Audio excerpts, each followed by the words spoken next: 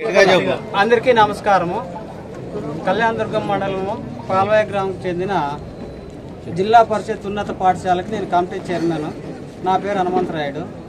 మా స్కూలు 5 తరగతులు ఉన్నాయి, కానీ 3 గదులే ఉన్నాయి. అందుకోసము సార్ని సహాయం అడగడానికి వచ్చాము. ఇంతకు ముందు కూడా వచ్చాము, సార్ చేస్తామన్నారు, మళ్ళీ కూడా వచ్చాము. అందుకోసము సార్ మా పరిస్థితి కొంచెం దృష్టిలో పెట్టుకొని మా పని చేయగలరని కోరుకుంటున్నాము. నియోజకవర్గంలో మన అమిలేని సురేంద్ర బాబు గారు అయితే ఏ గ్రామానికి వెళ్ళినా కూడా ఏ స్కూల్స్ రిపేర్ లో ఉన్నా కూడా అవి ఖచ్చితంగా బాగు చేస్తున్నారు. ఆ విషయాన్ని మనం అందరం కూడా గమనించాలి. ఈ రోజు తన సొంత నిధులతో ఎంతో మంది విద్యార్థులకు చదువునిస్తూ ఎంతో మంది నిరుపేదలకు అండగా ఉన్నారు. నిజంగా ఇలాంటి ఒక మంచి వ్యక్తి మన నియోజకవర్గాన్ని ఎంచుకోవడం నిజంగా మనమందరం చేసుకున్న ఒక అదృష్టం. ఈ రోజు వైఎస్ఆర్సీపీ వాళ్ళు మా నాయకుడిపై బురద చల్లే కార్యక్రమాన్ని అదే పనిగా పెట్టుకుని సభలు పెట్టుకుంటున్నారు. నిజంగా అది మీరు అధికారంలో ఉన్నప్పుడు మీరు ప్రజల గురించి ఆలోచించుంటే అది ఇంత దారి తీసేది కాదు. ఏదేమైనా కూడా మా సార్ గారు మా నియోజకవర్గాన్ని ఎన్నుకోవడం మేమందరం కూడా చాలా అదృష్టంగా భావిస్తున్నాం. దావులో పాల్వాయి గ్రామస్తులందరూ మా ఎమ్మెల్యేని ఆపి మా స్కూల్ పరిస్థితి చాలా అధ్వానంగా ఉంది, ఒకసారి మీ దృష్టికి తీసుకురావాలనే ఉద్దేశంతో అక్కడ పాఠశాలని ఎమ్మెల్యే గారు చూడడం జరిగింది. చాలా అధ్వాన పరిస్థితిలో ఉన్న పాఠశాలని పిల్లలకి ఇబ్బంది. ఏంటంటే ఈ సంవత్సరమే మా విద్యాశాఖ మంత్రి పుణ్యాన అక్కడ హై స్కూల్ వచ్చింది 10th క్లాస్ వరకు. కాబట్టి ఇవన్నీ దృష్టిలో పెట్టుకొని ప్రభుత్వం నిధుల కొరకు ఆశ ఎదురు చూడుకోకున్నట్ల ఎక్కడో బెంగళూరు, హైదరాబాదు, లేకుంటే బాంబేనో ఎక్కడో ఆయన స్నేహితుల దగ్గర, మరి ఆయన సంస్థ దగ్గరనేమో కానీ ఏది అనుకుంటే అప్పుడు ప్రజల యొక్క అవసరాలు తీర్చేదానికి దాదాపు ఒక తాతల్ని తీసుకుని వచ్చి 15 రోజులు కూడా కాలే వాళ్ళ గ్రామస్తులు అడిగి 15 రోజుల లోపలే నీకు దాదాపు 40-50 లక్షల వరకు ఇచ్చే దాతలు ముందుకు రావడం, తీసుకురావడం కూడా చాలా గొప్ప విషయం. అన్ని డబ్బు ఉండేవాళ్ళు ఉండొచ్చు, కానీ దాతృత్వం కూడా ఉండాలా. ఆ దాతృత్వం ఉండేదే మా ఎమ్మెల్యేకి ఎక్కువ ఉందా నా అభిప్రాయం ఈ సందర్భంగా మీ అందరికి తెలియజేస్తున్నాను. ఎందుకంటే ఆయన ఎన్నికైనప్పటి నుండి ఏదో రకంగా ప్రతి నెల ఈ విధంగా డెవలప్మెంట్ చేస్తున్నారు. కానీ ప్రతిపక్ష నాయకులు ఏదో ఒకటి పెట్టుకుని నిత్యం ఆయన ఏదో ఒక మాట మాట్లాడడము చేయడము తప్ప ఈ అభివృద్ధి అంతా వాళ్ళ కళ్ళకి కనబడదా అని నాకు ఒక అభిప్రాయం. గతంలో 40 ఏళ్లుగా నేను రాజకీయాల్లో చూసినాము. ఎవరు కూడా వాళ్ళ సంపాదన మీద పడినారు, కానీ జోల డబ్బులు తీసుకొని ఎవరు కూడా చేయడం లేదు. రకరకాలుగా మాట్లాడారు. ఏదో ఎవడో నమ్మి వాడు ఏదో మోసం చేస్తే దాన్ని ఏదో పొగదల్లా అదే విధంగా మాట్లాడడం కూడా అదేదో ఏమో పెద్ద నేరము చేసిన మాదిరిగా ప్రభుత్వం కూడా దాన్ని దృష్టిలో పెట్టుకుని అంతా చేసి ఎస్పీ గారు కూడా అంతా చేసినారు.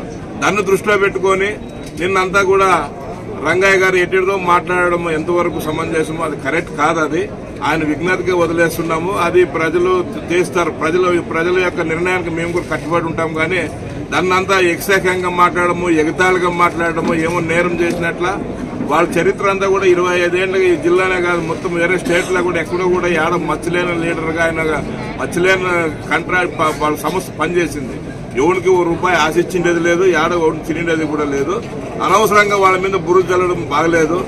ఆయన ఎక్సకంగా మాట్లాడింటే మా ఎమ్మెల్యే కానీ మేము కానీ మాట్లాడింటాం. మేము నీ ఇంటికి వస్తాము, మేము పబ్లిక్ అటాక్ చేస్తామన్నాం. కానీ ఆయన ఏం మాట్లాడాడో ఒకసారి ఆయన కూడా ఆలోచన చేసుకోవాలా. ఆలోచన చేసుకుని మేము కూడా అంత ఎదుటి వ్యక్తుల యొక్క వాళ్ళ స్వభావం బట్టి మాట్లాడడం నేర్చుకోవాలా. అదే సెట్టూరు మండలం మీటింగ్ లోన ఎంత అధ్వానంగా మాట్లాడాడు ఒకసారి చూసుకోవాలా. ఎదుటి కూడా గౌరవించేది నేర్చుకోవాలి. ఆయన గౌరవించుకోకున్నాక మా ఎమ్మెల్యేలు మాట్లాడిన దానికి మేము మాట్లాడినాం. కానీ మాకేం సంస్కారము సభ్యత లేకుండా కాదు. పబ్లిక్ అటాక్ చేస్తామంటే చేస్తామని కాదు. ఆ వాయిస్ వచ్చిందంటే నువ్వు ఎందుకు మాట్లాడినావు అనుకుని ఒకసారి ఆలోచన చేసుకోవాలా. అట్లా రెచ్చగొట్టి మాట్లాడతలకే కాబట్టి ఆ యువతలో కూడా మాట్లాడతారు. మేమేమి ఏడ తప్పు చేయలేదు.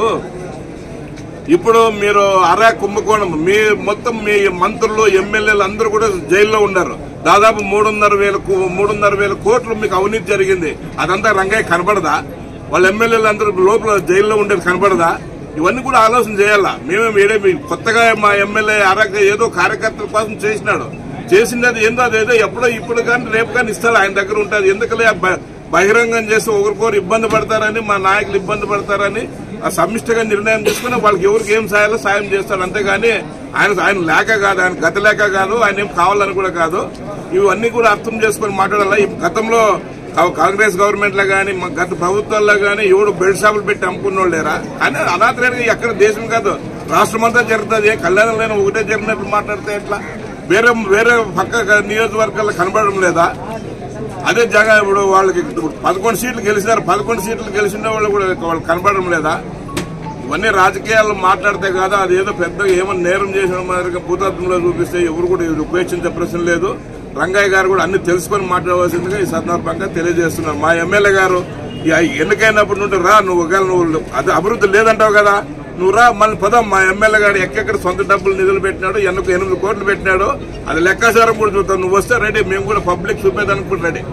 ఏ కమ్యూనిటీ వాళ్ళకి ఎంత డబ్బులు ఇచ్చినారు, ఏ కమ్యూనిటీ వర్గానికి ఎంత ఇచ్చినారు కూడా మేము చెప్పేదానికి కూడా సిద్ధంగా ఉంటాము. కానీ అన్ని తెలుసుకొని మాట్లాడాలి రంగయ్య గారు. ఎదుటి వ్యక్తులకు గౌరవించేది కూడా నేర్చుకోవాలని చెప్పి సందర్భంగా తెలియజేస్తున్నాం. పాల్వాయి గ్రామస్తులకి అందరికీ పేరు పేరున నమస్కారాలు తెలియజేస్తున్నాం. మేము మా నాయకులందరితో మల్లికార్జున పన్నతోనూ, మళ్ళీ పోతే డీకేను, మార్కెట్ యార్డ్ చైర్మన్, మరి అందరితో కలిసిపోతుంటే హెడ్ మాస్టర్ స్కూల్కి సంబంధించిన పిల్లల తల్లిదండ్రులు ఎదురు రావడం జరిగింది. వాళ్ళంతా కూడా వచ్చి ఒక్కసారి మా స్కూల్ చూడాలని చెప్పి అడగడంతో స్కూల్లోకి వెళ్ళి చూస్తే ప్రతి చోట కూడా ఇన్కంప్లీషన్ బిల్డింగ్, అంటే ఎక్కడ కూడా కంప్లీట్ కాలేదు.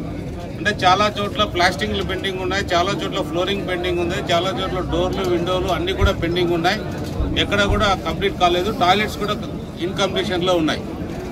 ఇవన్నీ చూస్తే ఏంటి పరిస్థితి అని ఆలోచన చేస్తే హెడ్ మాస్టర్ ఏమన్నా అంటే మాకు ఒక 5 క్లాస్ రూమ్లు రెడీ చేసి ఇచ్చినా సరిపోతుందనే అభిప్రాయం చెప్పడం జరిగింది. కానీ 5 క్లాస్ రూమ్లు రెడీ చేస్తే మిగిలిన పైన 5 క్లాస్ రూమ్లు రెడీ చేయకపోతే అది నిరుపయోగంగా ఉంటుంది, అది వేరే రకంగా వాడతారనేది కూడా ఒక ఉంటుంది. కాబట్టి ఇది కరెక్ట్ కాదు. ఒక స్కూల్ వాతావరణంగా ఉండాలనే అభిప్రాయంతో మొత్తం రిపేర్ చేస్తేనే బాగుంటుంది. మొత్తం కొత్తగా చేయనప్పుడే దానికి పిల్లలకు కూడా మంచి బోధన చేసే అయ్యవార్లకు కూడా మంచి బోధన చేసే అవకాశాలు కూడా ఎక్కువ ఉంటాయి. కాబట్టి మొత్తం చేద్దాం అభిప్రాయం కలగడం జరిగింది. ఏదేమైనా కూడా ఎస్ఆర్సీ ట్రస్ట్ ఏదైతే ఉందో చాలా పనులు ఇక్కడ మన ప్రాంతంలో చేస్తున్నాం. ముందు మేము రకరకాలుగా రాష్ట్రంలో కానీ ఇతర రాష్ట్రాల్లో కానీ మా ట్రస్ట్ తరఫున, ఎస్ఆర్సీ ట్రస్ట్ తరఫున అభివృద్ధి కార్యక్రమాలు చేసేవాళ్ళం. కానీ ఇప్పుడు ఎస్ఆర్సీ ట్రస్ట్ మొత్తానికి కళ్యాణదుర్గానికే పరిమితమయ్యే పరిస్థితి వచ్చిందంటే ఇక్కడ అంత అభివృద్ధి కావాల్సిన అవసరం ఉంది. ఎక్కడ పోయినా ఏది చూసినా కూడా ఇన్కంప్లీషన్లో ఉంది. ఎక్కడ పోయినా కూడా ఏది రకరకాల వ్యవస్థలన్నీ కూడా నిర్వీర్యమైపోయినాయి.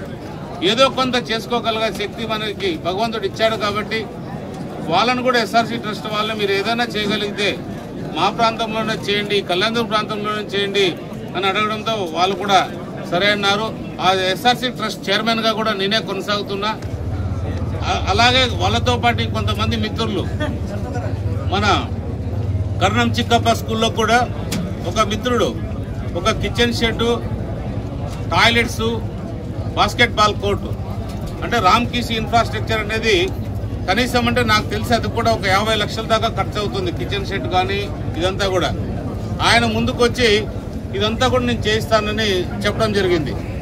అలాగే బెంచ్లు అన్నీ చూసారు. మన పవర్ మ్యాక్ ఇన్ఫ్రాటెక్ అనే కంపెనీ ముందుకొచ్చి వాళ్ళు కూడా ఆ బెంచ్లు 40 లక్షల రూపాయలు పడితే బెంచ్లన్నీ కూడా వాళ్ళ ద్వారా మా ద్వారా వాళ్ళు స్పాన్సర్ చేయడం జరిగింది.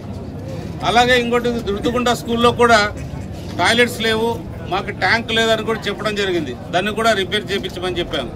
అలాగే ఇంకా చాలా స్కూళ్ళు అంటే ఎక్కడ పోయినా కూడా మన పెరుగుపాలెం కావచ్చు, చెట్టూరు మండలం పెరుగుపాలెం కావచ్చు, ఇటు రకరకాల ప్రాంతాల్లో ఎక్కడికి పోయినా కూడా పిల్లలకి టీచర్లు కూడా టాయిలెట్స్ లేవు. అవన్నీ కూడా పూర్తి చేయాల్సిన బాధ్యత. ఎందుకంటే చాలా మంది మహిళా టీచర్లు ఉన్నారు, వాళ్ళకి టాయిలెట్స్ లేకపోతే కూడా చాలా కష్టమైన పని, వాళ్ళు రారు కూడా డ్యూటీకి. ఇలాంటి పరిస్థితుల్లో పాల్వాయి స్కూల్ ఎప్పుడైతే గుర్తొచ్చిందో వాళ్ళని సంప్రదిస్తే నాకు గవర్నమెంట్ ఎస్టిమేట్ వేసి, ఇది ఇప్పుడు ఎస్టిమేట్ కూడా కాదు, ఇది 2-3 సంవత్సరాల క్రితం వేసిన ఎస్టిమేటు. ఆ రోజు 55 లక్షల రూపాయలు ఎస్టిమేట్ వేసి గవర్నమెంట్ సబ్మిట్ చేశారు. ఈ ఎస్టిమేట్ని సబ్మిట్ చేసిన తర్వాత అదే ఎస్టిమేట్ నేను కలెక్టర్ గారికి కూడా చూపించడం జరిగింది. ఇది వాళ్ళ కన్సల్ట్ ఆఫీసర్ని పిలిచి ఇది కరెక్టే, ఇది ఎస్టిమేట్ కరెక్ట్గానే ఉంది, ఇది 50 లక్షల చిల్లర ఏదైతే ఉందో ఇది 50 లక్షల వరకు ఎస్టిమేట్ ఇచ్చారు, ఇది కరెక్టే అని చెప్పి ఆయన కూడా ఎస్ఆర్సీ ట్రస్ట్కి ఒక లెటర్ ఇస్తానని చెప్పడం జరిగింది. మోస్ట్లీ ఈరోజు ఎస్ఆర్సీ ట్రస్ట్కి ఈ 50 లక్షల పాల్వాయి స్కూల్ కట్టమని చెప్పి ఎస్ఆర్సీ ట్రస్ట్కి కూడా ఒక లెటర్ ఇవ్వబోతున్నారు. ఎందుకంటే జిల్లా అధికారిగా మా బాధ్యత ఆయనకి ఇన్ఫార్మ్ చేయాలి, ఇన్ఫార్మ్ చేసి నిర్మాణం చేయాలి. కాబట్టి ఎస్ఆర్సీ ట్రస్ట్ తరఫున నేను చైర్మన్గా, మరీ ముఖ్యంగా ఈ ప్రాంతానికి ఎమ్మెల్యేగా ఉన్నందుకు ఇన్ఫార్మ్ చేయాల్సిన బాధ్యత ఉంది. కాబట్టి మేమందరం వెళ్ళి కలెక్టర్ గారికి ఇన్ఫార్మ్ చేస్తే చాలా మంచి కార్యక్రమం, చాలా గొప్ప కార్యక్రమం చేయండి, ఇంకా నేను కూడా ఏదైనా ఫండ్స్ ఏదన్నా ప్రోత్సహించి ఇంకా కూడా ఆ ప్రాంతానికి మంచి చేసేటట్టు చూస్తాం.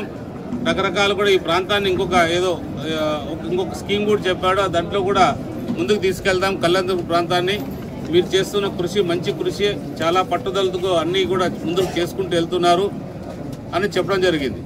ఏదేమైనా కూడా దీనికి ఏవైతే 50 లక్షల నిధులు కలెక్టర్ గారు ఇచ్చిన వెంటనే, లెటర్ ఇచ్చిన వెంటనే సోమవారం ఎవరైతే సంబంధిత ఎవరో ఒకరిని కాంట్రాక్ట్ని ఐడెంటిఫై చేసి సోమవారం వాళ్ళ అకౌంట్లోకి నిధులు వేసి, ఆ నిధులు అంటే సోమవారం వేస్తే సోమవారం మొదలవుతుందా బుధవారం మొదలవుతుందా అంటే ఏది ఉన్నా కూడా 4-5 రోజుల్లో ఈ కార్యక్రమం స్కూల్ అభివృద్ధి మొదలయ్యే విధంగా కూడా చూస్తాం. రాబోయే 2-2.5 నెలల్లో స్కూల్ని పూర్తిగా లేదా 3 నెలల లోపల స్కూల్ని పూర్తి చేసి ఏదైతే విద్యార్థులకు అలాగే ఏదైతే హెడ్ మాస్టర్ కానీ వాళ్ళ టీచర్లకు కానీ అందరికీ ఉపయోగపడేటట్టు టాయిలెట్స్ కూడా అన్ని నిర్మించి వాళ్ళకు ఒక 3 నెలల్లో కంప్లీట్ చేసి ఇచ్చే బాధ్యత నేను మా నాయకుల ద్వారా, మా ట్రస్ట్ ద్వారా తీసుకున్నానని మీ అందరికి కూడా తెలియజేస్తున్నాను.